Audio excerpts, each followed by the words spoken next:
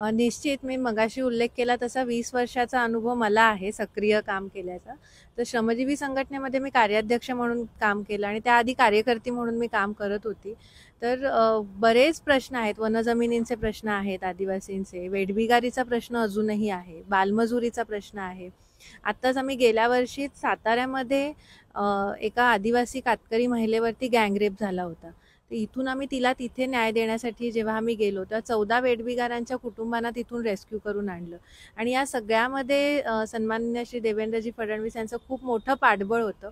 आणि सगळेच प्रश्न जेव्हा हाताळत असतो तेव्हा जेव्हा मंत्री महोदयांचं पाठबळ असतं किंवा सरकारचं पाठबळ असतं कार्यकर्त्यांच्या पाठीशी, तेव्हा ते प्रश्न सहज सोडवले जातात.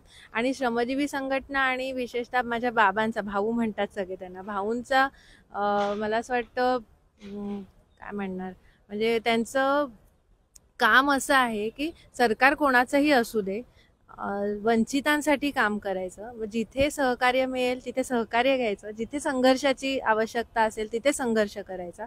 तर अशा परिस्थितीमध्ये मी वाढलेली आहे, काम केलेलं आहे आणि या सगळ्या प्रश्नांची जाण मला आहे, त्यांच्यासाठी काम केलेलं आहे.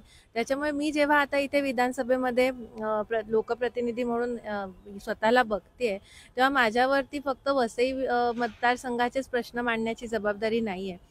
माझ्यावरती महाराष्ट्रातल्या वंचितांचे प्रश्न मांडण्याची सुद्धा जबाबदारी मी स्वतःवर आहे असं समजते आणि मी निश्चित प्रयत्न करेन की मांडण्याचा ते आणि ते प्रश्न सोडवण्याचा सुद्धा.